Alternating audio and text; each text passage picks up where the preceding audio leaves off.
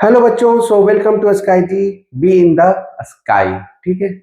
और since you are going for board exam और आज हम लोगों का ये क्रैश कोर्स का कंप्लीट होता है।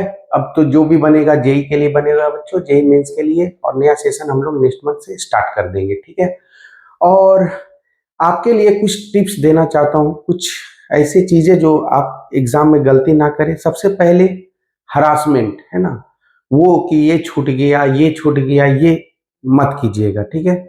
आगे इससे क्या होगा कि माइंड जो होता है ना, माइंड एक है ना सागर की तरह होता है ना, सी ओशियन की तरह होता है। अगर भवंडर मारिएगा तो बहुत ऊपर तक जाता है ना, ज्वार भाटा बन जाएगा। तो कूल एंड काल्म रहिए।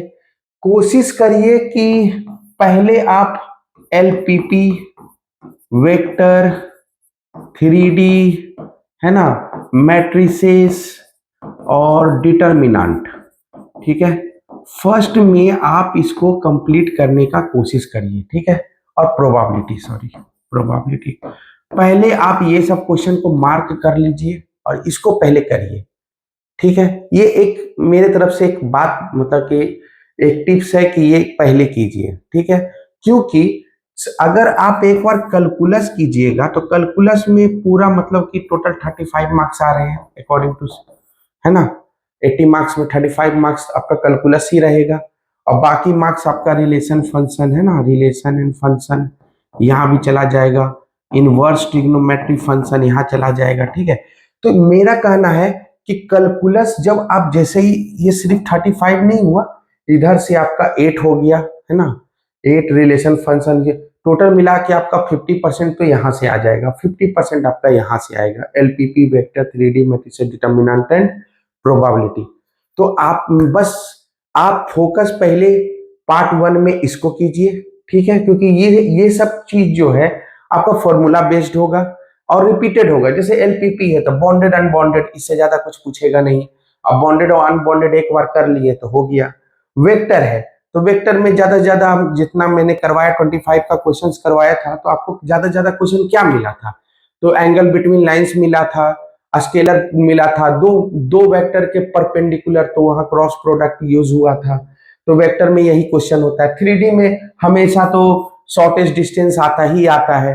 अब पैरेलल है तो बी क्रॉस A2 - A1, और अगर पैरेलल नहीं है तो ये A2 - A1 dot B1 cross B2। यहाँ से 3D में यही होता है शॉर्टेज डिस्टेंस। आप जैसा कि आपने देखा होगा, मैंने भी आपको 25 का दिखाया था। और मैट्रिसेस और डिटर्मिनेंट तो आपका हाथ का है ना। मैट्रिसेस डिटर्मिनेंट आपके हाथ का है। एमसीक्यू मैंने मतलब कि इससे रिलेटेड मैंने क्वेश्चंस कराया भी, आपने देखा भी होगा। इससे रिलेटेड आप अपनी तरफ से भी क्वेश्चन, तो ये मैटर। और प्रोबेबिलिटी, तो प्रोबेबिलिटी जैसा मैंने आज कराया, आपको क्या दिखा था? ज्यादा से ज्यादा दिखा था, हर टाइप का क्वेश्चन करवा दिया था। ठीक है।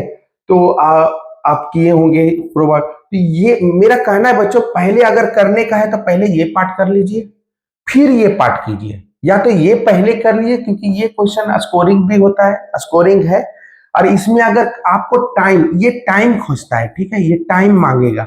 अगर हड़बड़ी में इसको बनाइएगा कैलकुलस का पार्ट, इनवर्स और रिलेशन का पार्ट, तो आपका हो सकता है स्लिप हो जाए फॉर्मूला। ठीक है। क्योंकि हड़बड़ी में ये बनाने का नहीं है। ठीक है। और ये जो है, ये कूल माइंड में बनाने का है। इसमें फॉर्मूला है और रिपीटेड क्वेश्चंस ऑलरेडी आपको पता है, इसका रिपीटेड क्वेश्चंस आते रहता है। ठीक है। तो मेरा कहना है इसको आप फर्स्ट में अटेम्प्ट कीजिए और इस पार्ट को आप सेकेंड में अटेम्प्ट कीजिए। ठीक है। या वाइस वर्सा, आपको लग रहा है पहले इसको अटेम्प्ट करना चाहिए पहले, क्योंकि माइंड आपको बनाना पड़ेगा। क्योंकि कैलकुलस में डिफरेंशियल है, इंटीग्रेशन है, ये है डिफरेंशियल इक्वेशन है, इतना सारा चीज है। तो एक बार माइंड सेट कीजिए और टोटल उड़ा दीजिए।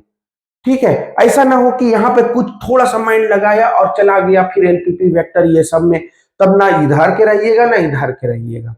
ठीक है बच्चों। तो ये मेरे तरफ से थोड़ा सा ये छोटा सा एडवाइस है, और बाकी आप खुद ही कर सकते हैं। और जितना भी चीज मैंने शेयर किया है आप लोगों के साथ, क्योंकि हम लोगों का ज्यादा टाइम हुआ नहीं है। ठीक है। हम लोग क्रैश कोर्स में ही मिले हैं और क्रैश कोर्स तक ही गए हैं, और आगे हम लोग मेंस का भी सफर करेंगे। ठीक है बच्चों। So best of luck and wish you all the best.